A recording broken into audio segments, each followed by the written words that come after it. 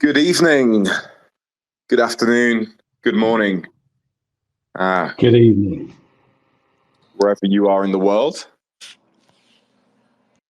I am in Barcelona at MWC 24. So this is a community update coming live from MWC in Barcelona, which is the first and foremost, the biggest conference on connectivity, mobile connectivity and technology in the world.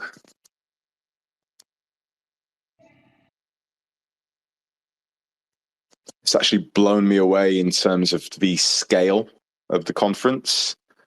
I think yesterday when we were walking to Micky's talk, it took us about 25 minutes to get there from our stand, and that wasn't even the entirety of the space that we were walking through in terms of the whole conference. So just to give you a sense of the scale.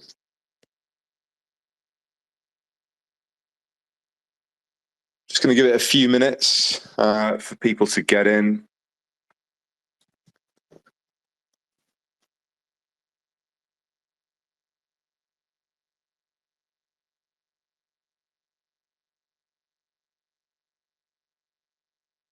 Great to see some regular faces here, World Mobile ambassadors and community members.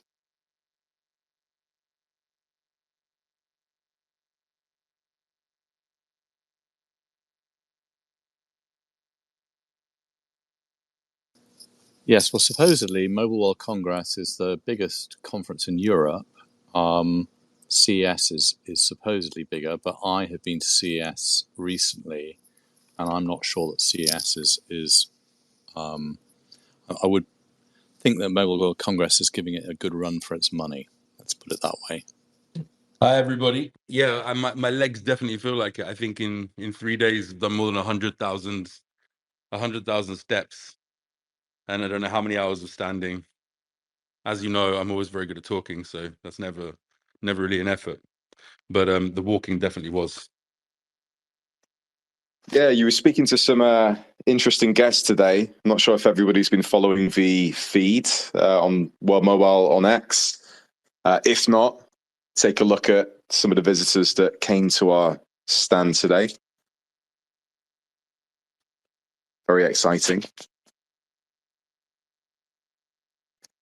Cool. 4 minutes past the hour. We've got a tight schedule today. We're limited for time and space, given the fact that we are broadcasting live from the event itself. So we're going to keep this space quite focused. I think we got around an hour or so max, but we have got a very exciting agenda to share with you all. For those who might be listening for the first time, I'm Mike Blake-Crawford. I'm the CMO of World Mobile, responsible for all things community marketing and products across our very wide-ranging ecosystem. And I'll hand over to Micky. Hello, everybody. I'm Micky Watkins, CEO of World Mobile. Handing over to Alan Omnet. I'm the Chief Operating Officer. It's my job to deliver on the vision and execution of our strategy. James Tagg. Hi, yeah, I'm Chief Architect, and I build all sorts of things and go up on aerostat platforms and all sorts of things, really. I'm Zach. I'm head of token. I look after all blockchain and token-related business development. It's a very exciting time, obviously, for the token side of things in the current market conditions and the stage of the cycle we're at. And I'm currently at ETH Denver, which has been very exciting.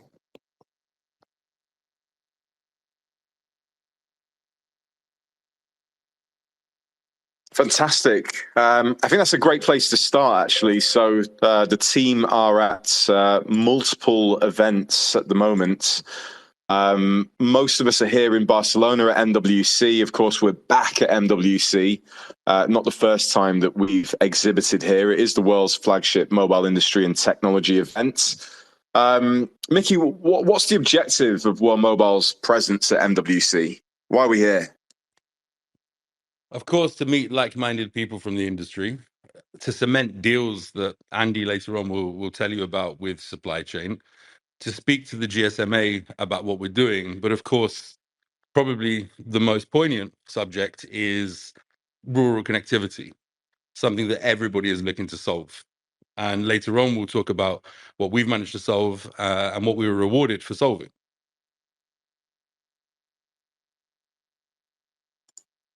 Fantastic. And tell us about the conference so far. What are some of the exciting developments and narratives we've observed as a team? There's a lot of AI that's happening. It seems like every other company has AI at the end of its name. That's definitely a narrative that is being pushed right now, and for good reason, of course, because AI is going to change a lot of industries, and the telecom industry needs that kind of support. But I think the biggest narrative that I'm seeing is not 5G, but again, connectivity, rural connectivity, problems with the Swiss cheese, all of the subjects that we've been tackling for the last 3-4 years as World Mobile officially. All of a sudden, everybody's beginning to suss on, to understand, to see what is necessary in order to actually connect the 3 billion people that are unconnected and serve the underserved. And what reception has World Mobile had from attendees and other exhibitors so far? Oh, it's been crazy. You've been there on the stall with us, with Holly, with Josie, James, Magnus, Andy, and a few others, Gareth, of course. But you've seen the reception. This year, I think, is the first year where the skeptics have changed to, hey, can we work together? Hey, do you have solutions for us? Many different countries, many different large mobile network operators or cable providers, they know about World Mobile now, and they know that what we've achieved. So it's a different kind of conference for us. It's not one where we're having to essentially sell what we're doing. It's one where we're having to say, okay, how do we handle all of these requests inbound? So it's been amazing. I think we probably met with 300, 400 different companies or different people from different companies. And it's an honor to be the CEO of World Mobile and to actually see and witness the roads that we've gone down and what we've achieved, and how now that is recognized, not just by individuals, not just by companies, but also by the industry leaders. Yeah, I'd echo that. I've been on stand for the past couple of days, and I think one of the things that's been really exciting is the number of people that have come to see us already aware of who we are and what we're doing. It's always positive to see that and to feel that excitement as well when people come and get to meet the team and learn more about the solution and what we've been doing in different parts of the world. You talked about 300, 400 people that we've spoken to over the past couple of days. Is there anything that we can share in terms of exciting meetings and any developments that have come out of the networking while we've been here? I think the most promising is that people are asking us to join their alliances or become leaders in the non-terrestrial networks, i.e. aerostats. So with the proof points that we've had in Mozambique and other places soon to be revealed, it's definitely made an impact, and people come and speak to us in a very different way than they did 2 or 3 years ago. 2 or 3 years ago, they were like, oh, your balloons, let's see it work.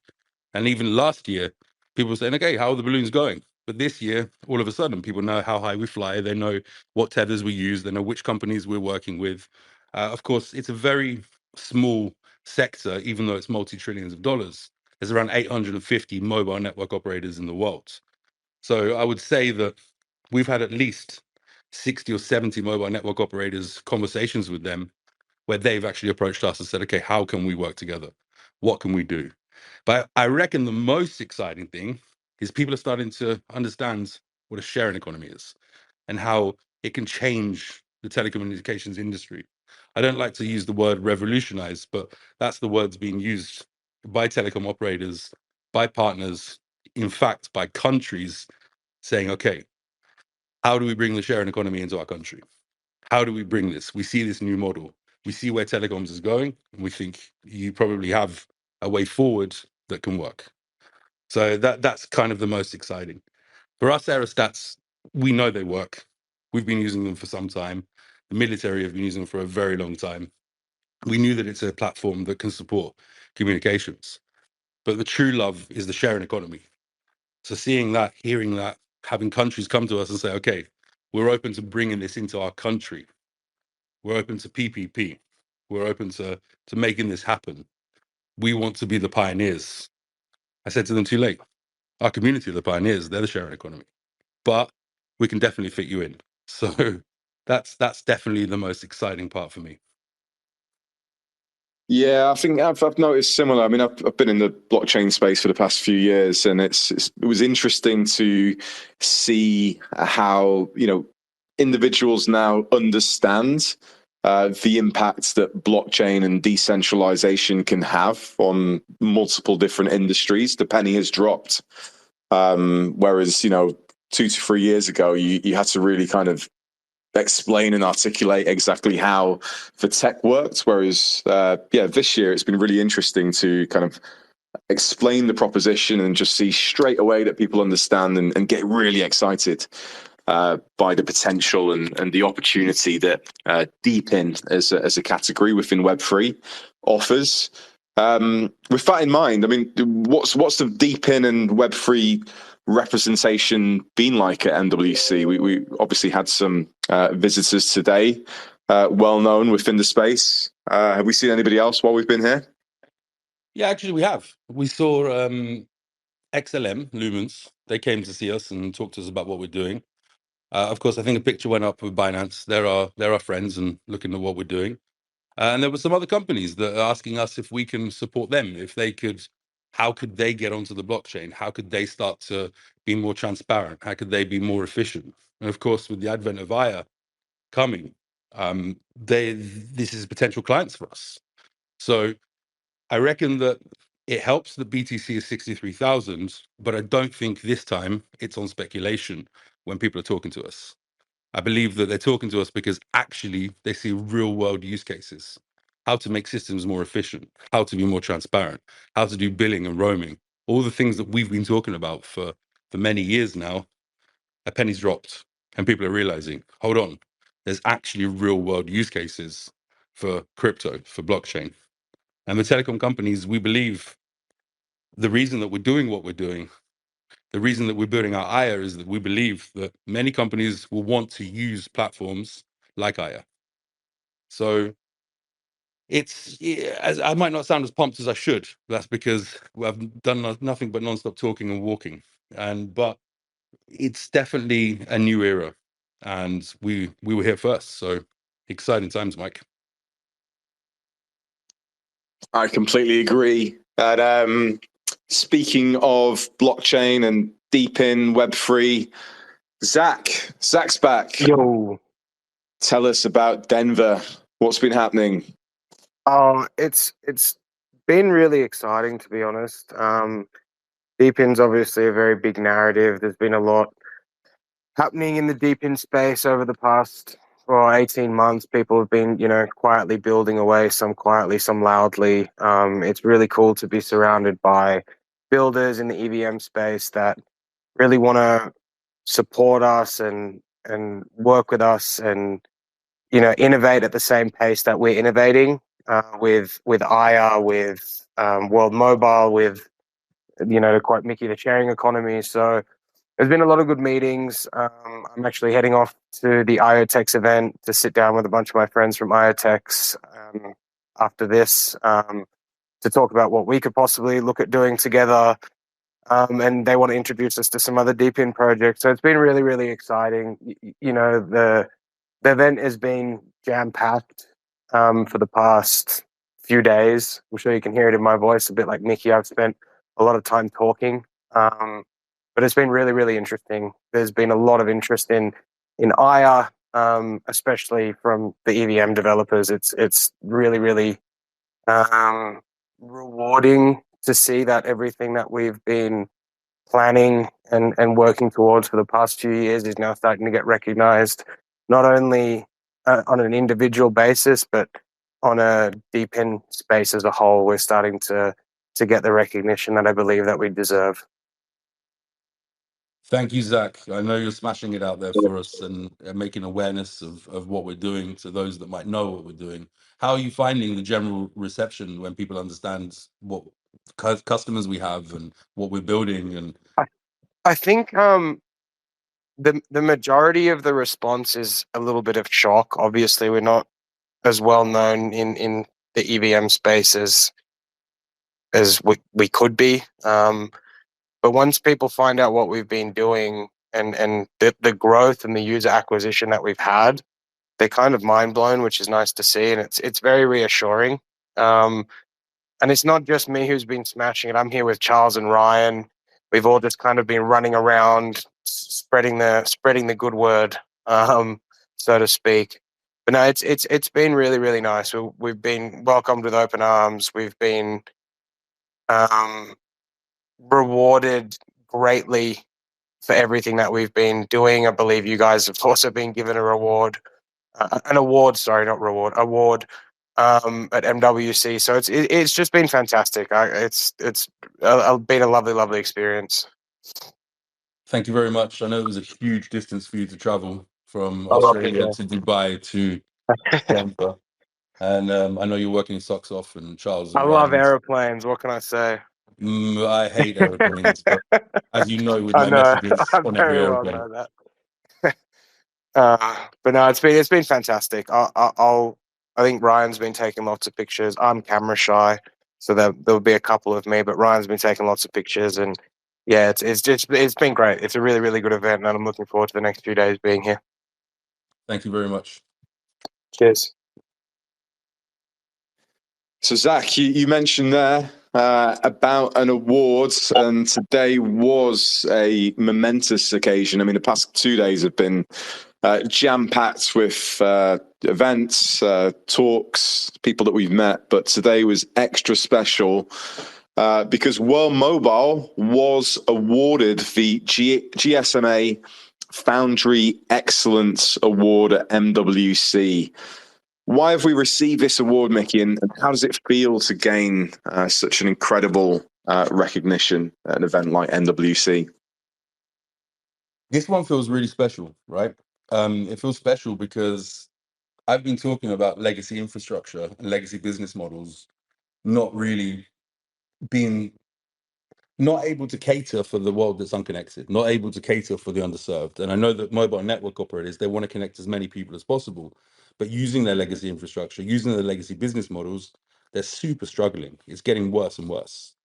So actually, we won the non-core revenue awards, which is a big award to win. It means that our innovation means that our company, World Mobile, our sharing economy, actually was recognized for contributing revenue into the telecommunications sector. So for me, it's a very sweet win, right? Because this is what I've been saying to everybody for a long time. But we were up with AWS Telecom. They also won an award. China Mobile, who also won an award. ZTE, who also won an award, and several other really big names. So it was kind of, I would say, a shocking moment. I didn't expect it to happen. I should have, because we were on the front cover of the GSMA Foundry. So when we arrived, the magazine that everybody sees when they get into MWC is actually World Mobile. So I should have got some clues from that, but it was a surprise. And to hear those other names come up, I didn't imagine that World Mobile would be so early recognized for such an award. And of course, that's leading already to lots of inbound requests and through the MWC application and into my LinkedIn from companies that are asking to meet and how we can do this. And when I say companies, not only small entities that provide hardware, but companies in the top 50, companies in the top 30 in the world. So it's an honor. And of course, I couldn't have done it. We couldn't have done it as the World Mobile staff and employees without our community. So we've done it, and we're on the way. How does something like this set us aside from other deep in projects in the wireless space?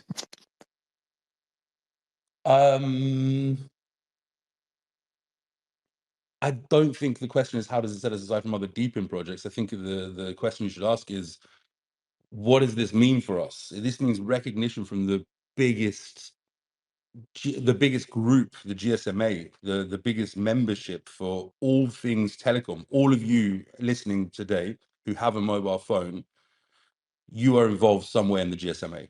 They govern, they make the standards. So to be recognized there, but to be accepted for the fact that we have a sharing economy, that we use blockchain, that we use non-legacy infrastructure, new infrastructure, and our innovation, it sets us apart from everybody else. It really does. And now is the moment where the sharing economy needs to come together.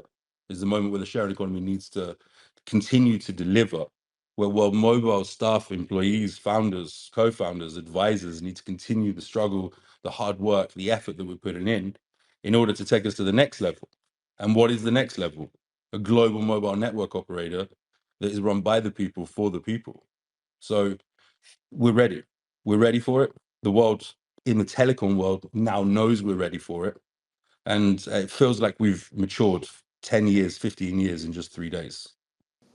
Yeah, I mean, many years ago, I won one of these, Mobile World Congress awards, and it really, I mean, it's a little thing in some ways, but it's a really big thing as well, because a lot of people hear about you, and it does put you in a very, just a strong industry position. So it's great. Well done, Micky. Well done, James. Well done, everybody. Well done, community. Well done, shared economy. Well done, all the people in Zanzibar. Well done. Thank you to my mum. Of course, he's obligatory. You have to say this. But well done. We continue. We definitely are not going to be starstruck by it. We continue our mission with humbleness, but we know what the job is. And until we've connected 1 billion people, I can't really rest. So that's what we're going for. And this kind of a recognition, this kind of award, this kind of credibility in the telecom industry is very very useful. Connecting 1 billion people, it's a big ambition. There's been some leaks this week, some exciting posts shared on social media, some countdowns. There's been some PR dropping today. Something's happening. But the moment's finally here. Something is launching tomorrow. What is it? And what does it mean for World Mobile? It's Operation Airnode. It's the vision. Is actually the most important part of World Mobile. The vision is that we will have one single platform that can connect people to build out mobile and broadband networks in a way that could never be done before, in a market that was completely closed, in a market that the barrier to entry was almost impossible unless you had hundreds of millions of dollars. So Operation Airnode is the vision, is the execution. And this is Operation Airnode version 1. Operation Airnode version 2 and 3 and 4 over the next coming months and years will be the platform that I think, and I believe that the team at World Mobile think, and I know that the community also think, actually can bring the sharing economy to life and rival a sharing economy the size of Uber, a sharing economy the size of Airbnb, in arguably a bigger industry and a more necessary industry. So it's huge. It's been a lot of hard work, regulations, legalities, development work, and I'm sure there's going to be lots more hard work, but this is the first time that we're actually going to be able to see Operation Airnode, the first sale into the USA for the sharing economy. And right now we'll be starting in a very concentrated area. But the reality is that we'll be in a place where we can run Operation Airnode anywhere in the world from this platform. And that's what we're going for. There's been a couple of leaks this week in terms of screenshots from the back end, and there've been some big changes to the platform since we released the public beta. One of the biggest changes in particular is for Map and the Explorer, which is really now the kind of front and center of where users will interact with the platform. What inspired those changes?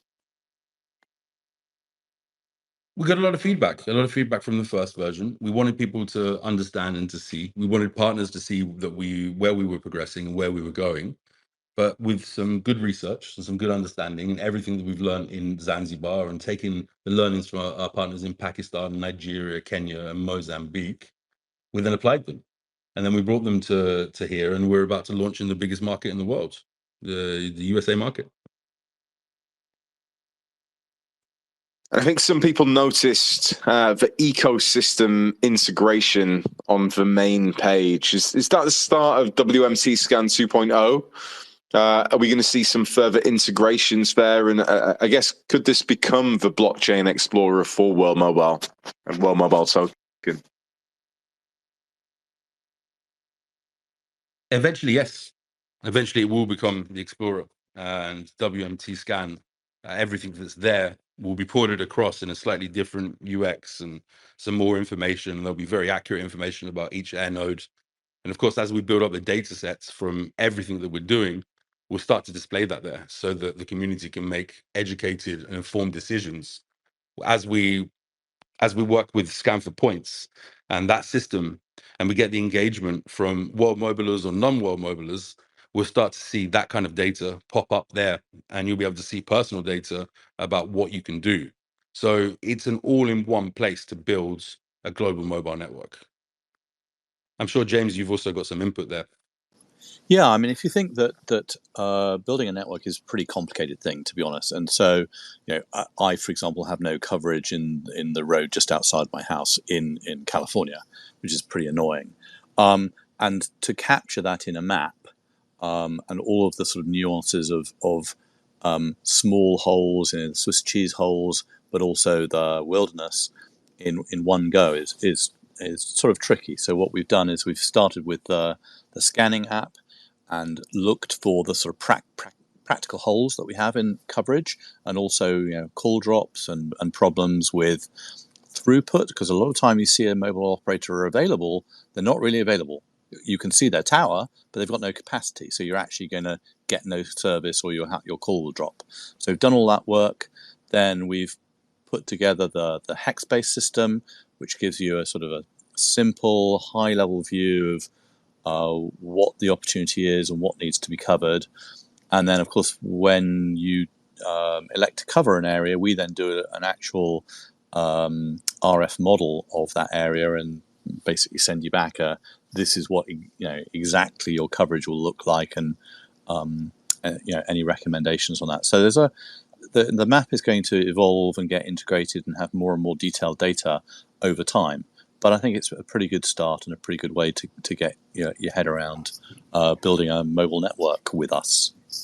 Yeah, I think I'd like to add just one of the key things that the community are doing, which is fantastic for the foundation of building out the coverage, is the scan for points. There's been some great results coming in, and the more people that are doing that, they're going to help us to build out the network and get the information to identify the holes in the coverage, and that's really, really important for getting a good quality network.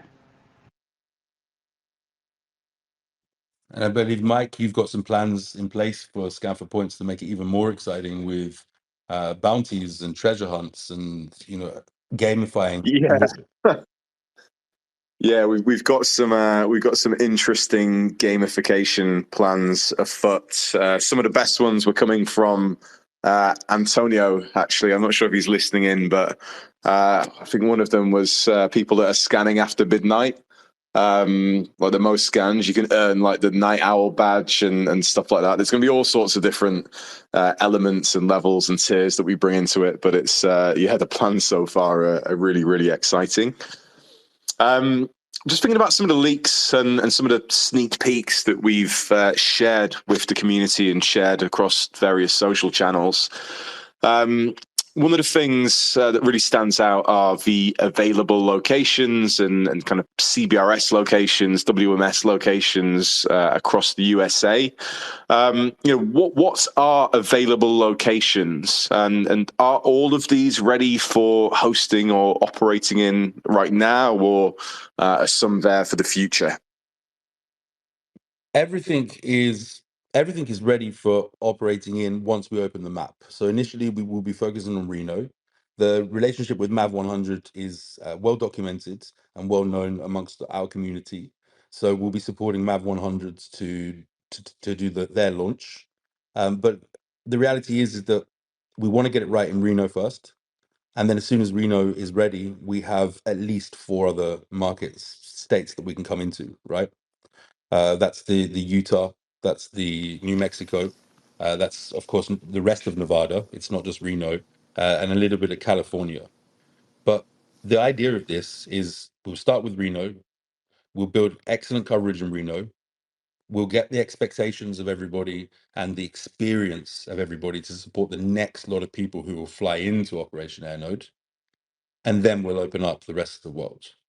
Zanzibar, Pakistan, Mozambique, Nigeria, Kenya, and all of the other countries that we have lined up that I can't talk about now. So in the beginning, we'll start with something pretty small. In the end, it will be global.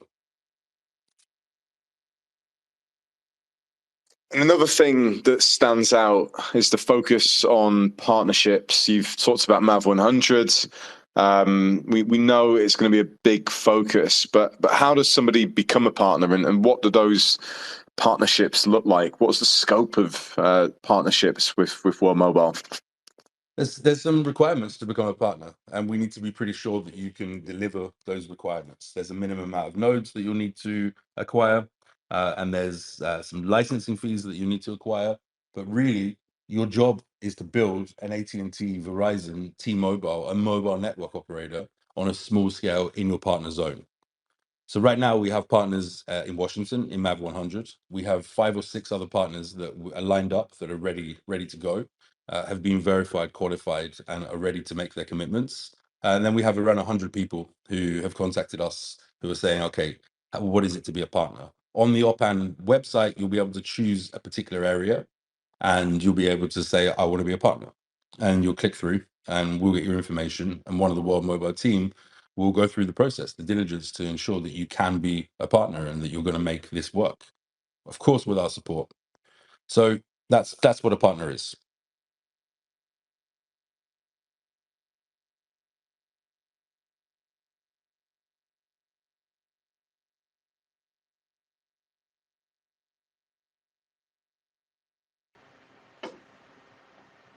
Have we lost Mike?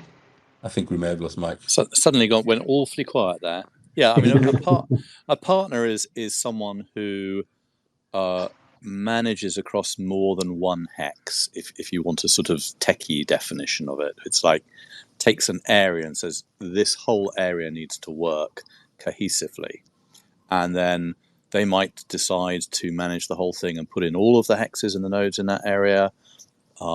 Possibility.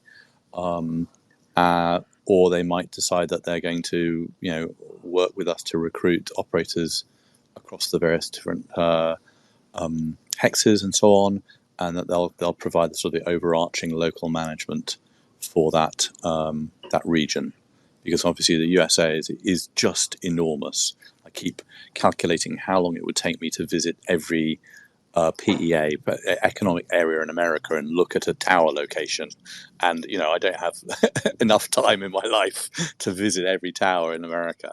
So we absolutely need to partner in an efficient way to build a network right across the USA fast. Our first real major partnership was Pakistan, and that was a roaring success and still continues to be a roaring success. There's more user numbers, I believe, that will come live pretty shortly on the existing WMT scan.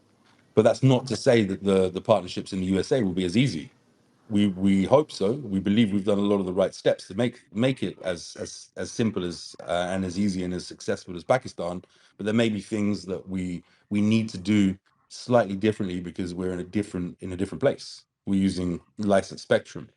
We can think about well, we're doing something slightly more complicated in the sense that we're using licensed and lightly licensed and unlicensed spectrum, and we've got both a mobility play and a fixed play simultaneously. So it has a level of additional complexity, but it's not to say that that's what mobile operators do. They do all those things. Okay, I'm I am back gonna. now. Oh, you're Sorry. back. I was just gonna start asking some questions because I wasn't Yeah, sure you've if you got were to back. keep us disciplined, Mike.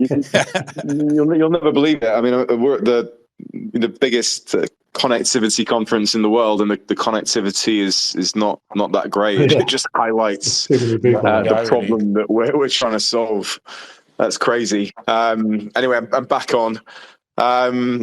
So going into the platform, there's 3 different roles, and it'd be great, James, if you could give a little bit of context to these roles of operator, host operator, and host. What are the objectives and requirements for each of these roles?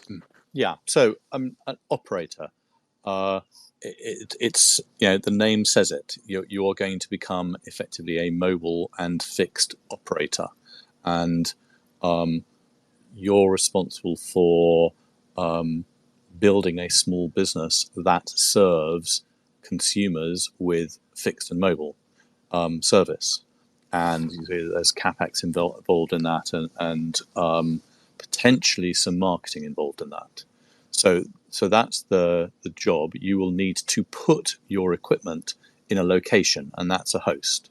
So there are a variety of ways of finding hosts, and we can show you ways of doing that, and there are some matching platforms and so on to do that we provide or that others provide. But a host needs to put the equipment on a rooftop somewhere so that it can light up an area, so it lights up a hex. Now, in some circumstances, the host is just the operator. So if you're a real estate person, you own properties across a particular town, you might say, well, I want to operate it, and I have the properties, and I am a host operator. Or you might simply want to be, you're in a rural bit of Nevada, and you are the only tall house on the hill in your area, and say, well, I'm going to be the host operator. I've got view of the whole area around me, and I'm going to put up the equipment on my roof, and I'm going to be both the host and the operator of the network here. And we get those people, both sort of real estate group type ones and just single individuals electing to be host operators. So you've got those different roles in the network. Thank you. And there are only 2 roles, right? There's an operator and a host, and you might do both. I think James was suffering some of the challenges with connectivity that I had just then. Did lose you for a little bit. Oh, right. But I think that's was annoying. I have 5. Well, this is classic, right? I have 5 bars, and yet the network here is congested, and so what does it do? It just drops packets of cope. Yeah, I've actually got kicked off. We will be doing. That's for sure. I got kicked off my 4G connection. Kept rebooting and disconnecting. Anyway, back on.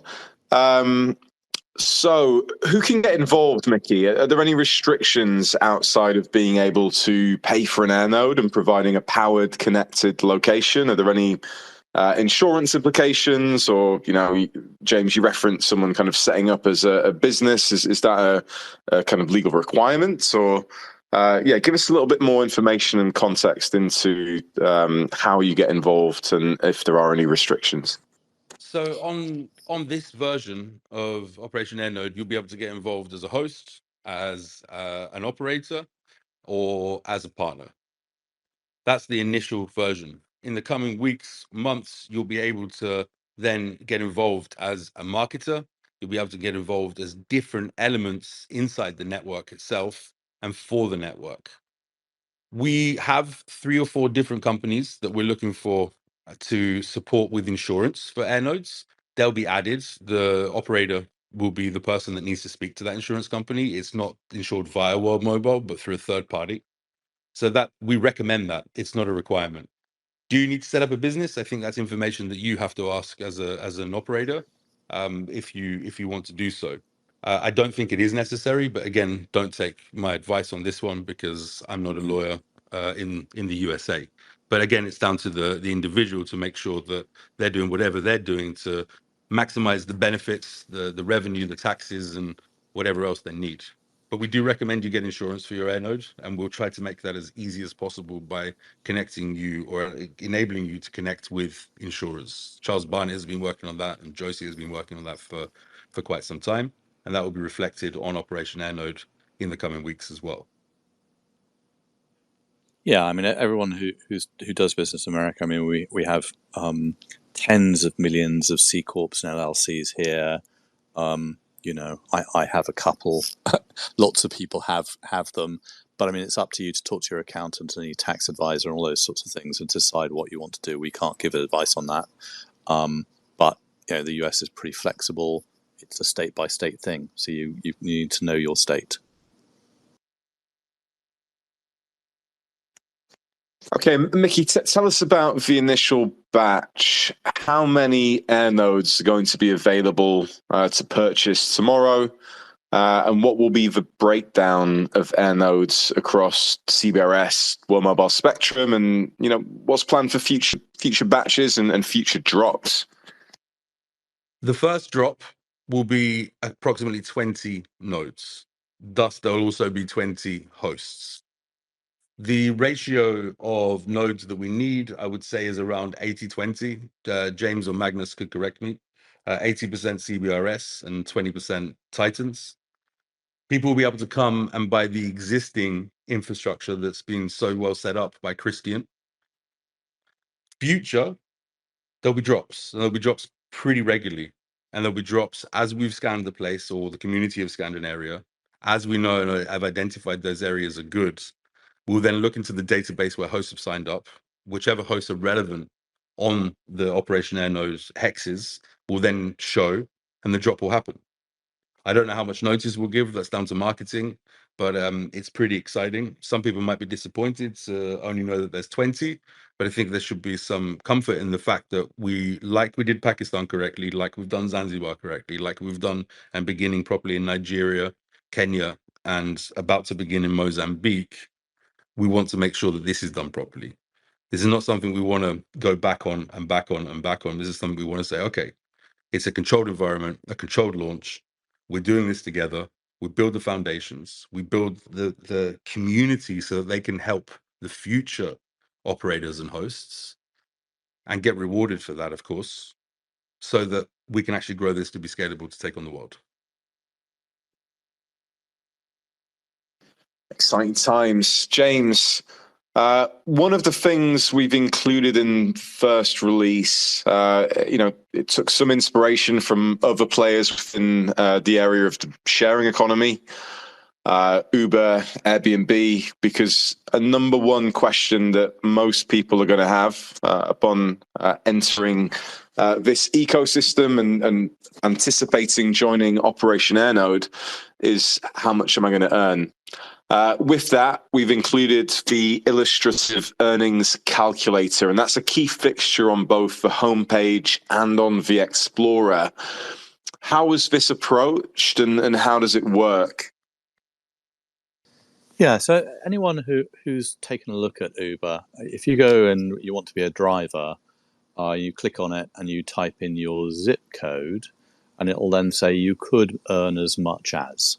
So we basically looked at that and said, okay, we need to do the same sort of thing for our community because it's going to be the number one question. So what affects that you could earn as much as? Well, where is the unit going? Because there's a population density in each hex, and that's going to be important to what you might be able to earn. And then the equipment has a certain capacity and a certain range.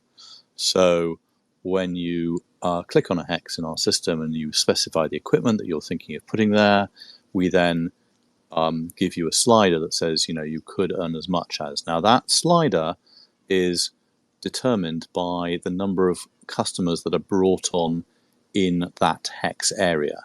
And so, obviously, there's a job involved, which is marketing and acquiring customers. We don't want to have something where we say, oh, you're going to make, huge amounts of money from day one, nothing to do, because that would be wrong. So you can actually see what customers are needed to gain in order to get the amount of money, and you can slide that around and take a look at what the earning capacity of that unit is.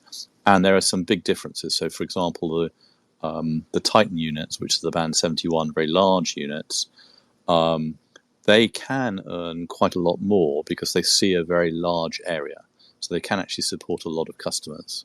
So we've factored that all in. At some point, I will write a blog post out with some of my underlying Excel spreadsheets that I built, so you can actually take a look at how I did it, and then you can probably calculate a little bit more interesting questions,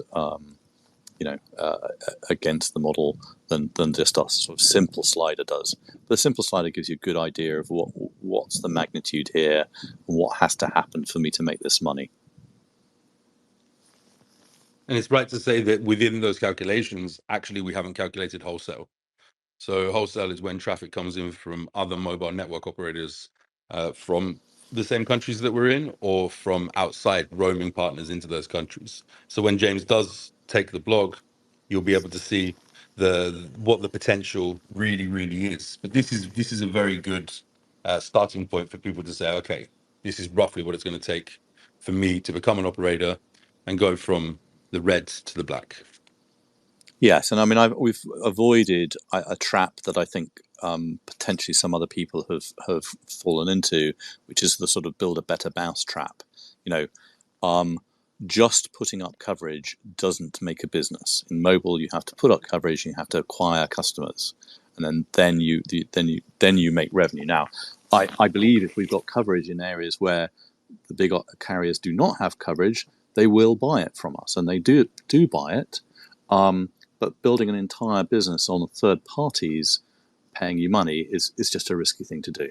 So we've built a model that is entirely within our control. Obviously, we have to acquire consumers, and they are not in our control, but we can do something about it, right? We can go and market to them, and we can understand what they want, and if they're not buying, why they're not buying, and so on.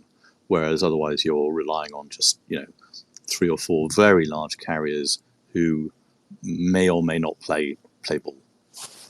Yeah, and the neutral host game is a good one, is definitely there. Us being a mobile network operator enforces some rights and some revenue into those nodes. But I guess my point is that what you see there is pretty exciting when you don't consider value-added services, and you don't consider wholesale, and you don't consider any of the other things that are going to be on top of the network.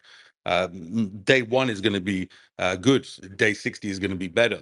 Day 180 is going to be very good. And then as it goes on, the more stable you are, the more you are in a steady state as the network. And of course, marketing from World Mobile will give this overarching marketing on a global level or on a local level. But there is some input that should happen from the community. And we've made sure that actually there's a reward for that input, a decent reward, just like we'd be paying people as a mobile network operator to acquire users. Local people who want to be part of World Mobile, maybe not necessarily be an operator, but just be a marketer or an affiliate, will also earn those rewards as if we were to pay them ourselves to a single entity. Or that's right. So we defined just earlier 3 people in the sort of ecosystem. The host, the operator, and the host operator. But there's really a 4th one, which is, and we haven't decided entirely on the name, but it's basically a promoter or an affiliate or a marketeer who acquires customers. So in that instance, you acquire customers through your network, your websites, whatever assets you have for acquiring customers, and then we pay a proportion of that revenue to you effectively in perpetuity. Now, obviously, customers churn away over a period of time. So you won't get it forever, but typically they're pretty sticky, a good customer. And so that's a thing that you can do in terms of participating in the sharing economy. And of course, you could be a host operator and the marketeer in your village, and take the 100% of the sharing economy sort of available pie. Mike, I have to go pretty soon, but I want to get through the questions, the rest of it. So if we could just pick up the pace slightly, please excuse me whilst I'm asking these companies to hold. No worries. Well, one thing I'm really keen to understand is the different packages. So what are the benefits of each package? We've got the Portal 180, Portal 360, Titan, the Beast, both in range and price. Why would someone opt for that package over the others? What are the benefits of each? It'd be great to understand. If you live on the side of a hill and the hill's facing backwards, you wouldn't buy a Portal 360 because your signal would be going straight into the hill. So you'd buy a Portal 180. If you live in the middle of a town or the middle of a village and you've got a good view around you without too much, no big walls, no big hills, breaking that coverage up, then you'd go for the Portal 360. If you would like to cover what we call the overwatch of the network, which is what the Titan does, watches over the network and makes sure there is no Swiss cheese, and we can reach out very far, then you need to have a good location again with a good visibility. So they're the different packages right now. But Andy's been, I think, maybe even walking more than I have and talking just as much as I have. He's here now with me. But he's been running around literally to every vendor, 50s or 60s of vendors, new vendors, not the existing vendors that we have, to find Wi-Fi units, because Wi-Fi units will become a place in the World Mobile Network as we build out the dense coverage. He's looking at cheaper CBRS units that don't go as far, but don't need to go as far because they're pointing down into the street where there's a lot of traffic passing by. So there's all types of different things, the CPEs, where we will be offering broadband. I think this is a good moment actually to talk about that. As an MNO, Spectrum, for example, are an MVNO, but if you take Verizon, T-Mobile, AT&T, anyone in the United States of America, you can buy your TV, you can buy your internet connection, and you can buy your cell phone connection. With the same infrastructure, with the Portal 180, the Portal 360, even the Titan, you're able to offer direct connectivity to a handset, but also deliver broadband to a home or an office with the same infrastructure. So that's where we're heading. Each person, each operator, each participant in this sharing economy essentially becomes a mini Verizon, a mini AT&T, a mini T-Mobile. But James put it nicely earlier. It doesn't look like that to other mobile networks because everything meshes together. Everything is a seamless experience. It doesn't look like that to anybody else or feel like that to the end consumer because actually it's one network. It's just a network broken up into hexes in a very different way than people have done it before. But the experience is going to be better and the services that we offer will be equal or more.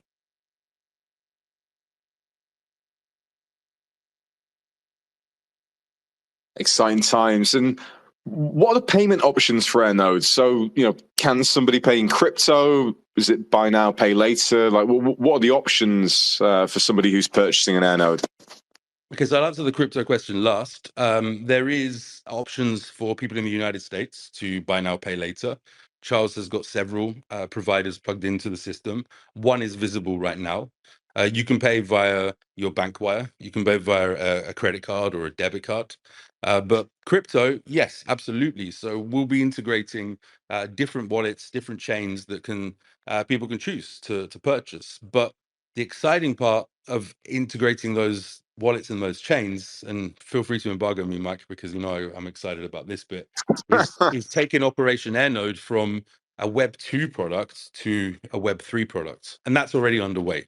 That's already happening right now as we speak, where people will be able to interact with hexes, people will be able to interact with hosts and operators, people will be able to potentially mint NFTs, lots of different things that will happen that I can't really talk about now, but you'll see over the next coming weeks and months. One of the big parts of Operation Air Nodes, connecting remote operators with hosts was the Tinder for air nodes, the matching process. How does it work, and who are the hosts, and what are the plans to acquire more hosts?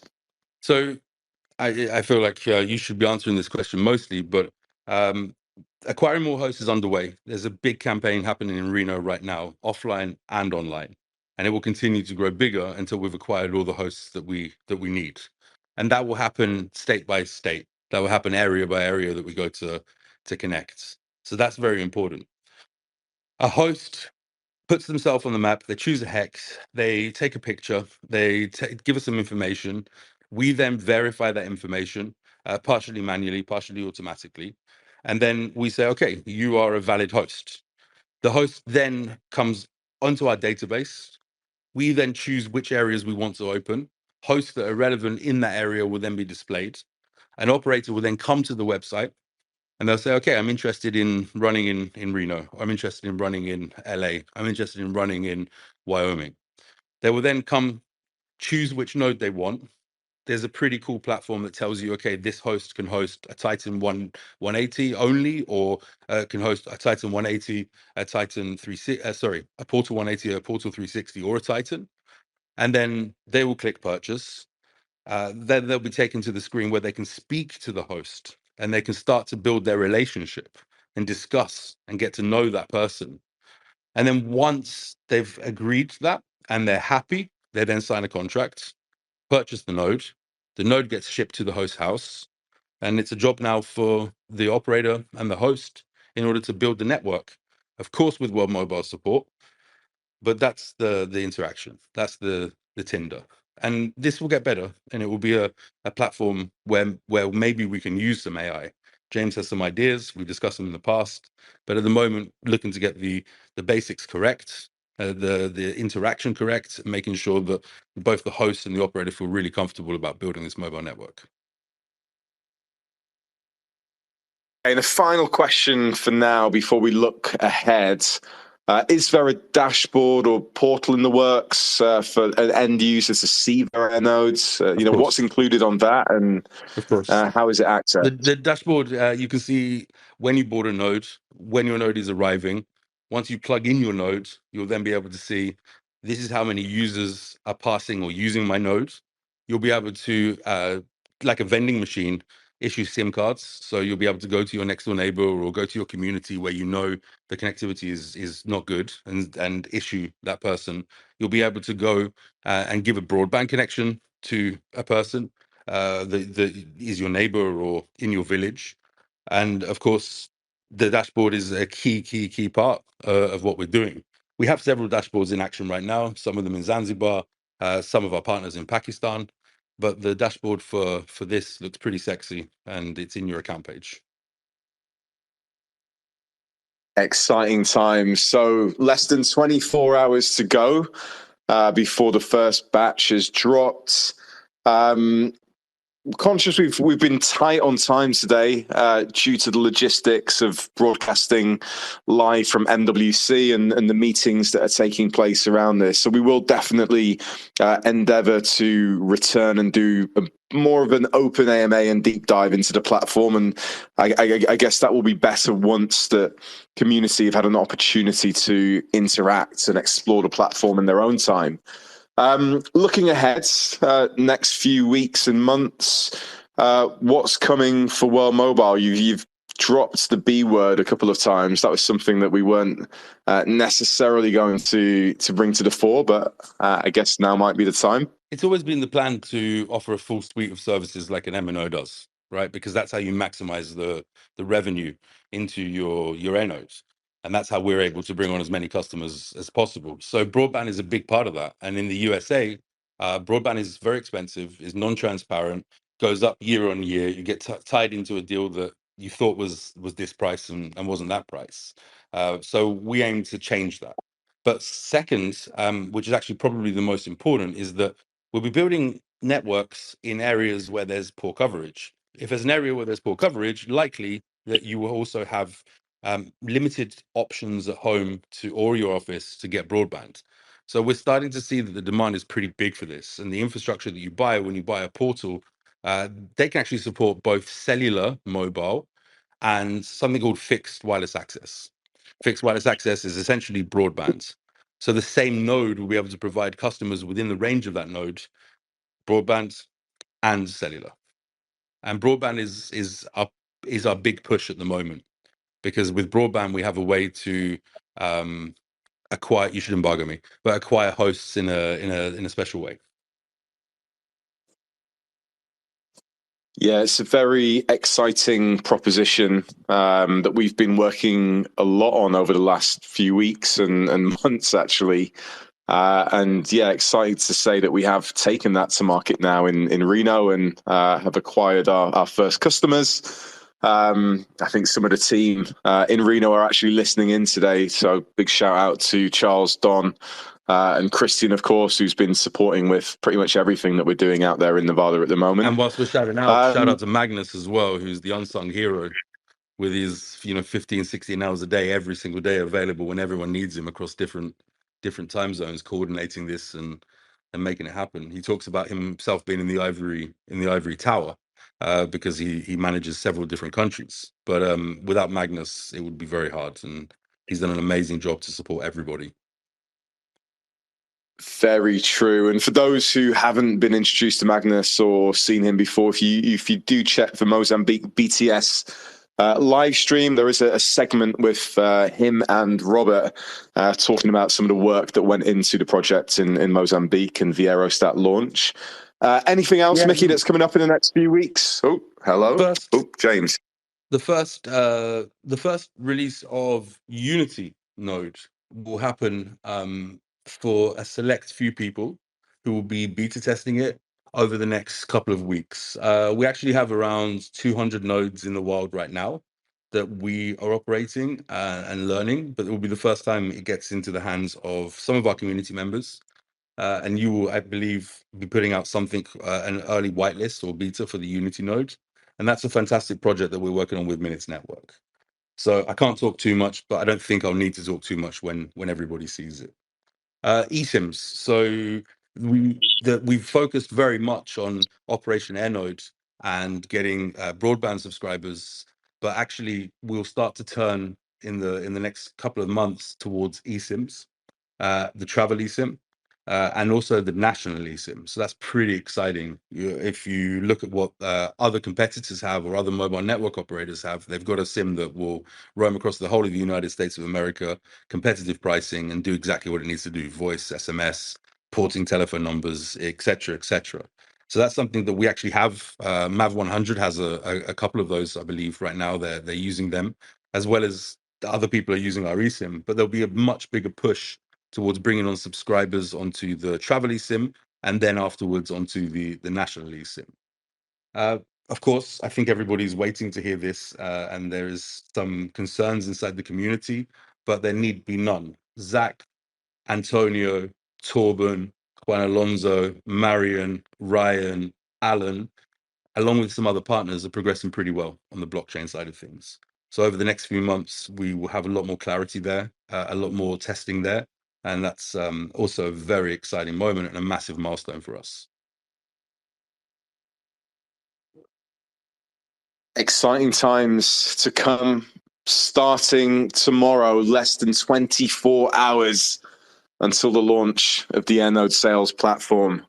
Unfortunately, we're going to have to cut things short due to meetings that we have here at MWC, but we will pick up again not long after launch for an open AMA and gather some feedback, answer some more questions, and take a deep dive into the Airnode sales platform. And look forward to seeing you then. If anybody is in Barcelona or MWC and they want to pop by, some people have taken photos, but they haven't come to say hello. So we don't know who you are. Feel free to come and say hello and grab a drink with us and talk, and maybe we can give you some alpha too. Yeah, and I'll be at Swedish Beers tonight, so you're a celebrity available to chat to anybody. Yeah, a load of autographs and signatures will be asked of you, James. Just make sure that you charge good money. well, and free beer probably. Thank you very much, everybody. Together we're unstoppable. You're a killer community, and we're excited for this next phase. Good evening. Thank you. Good night. Good evening. Bye. Thank you all. Speak again shortly.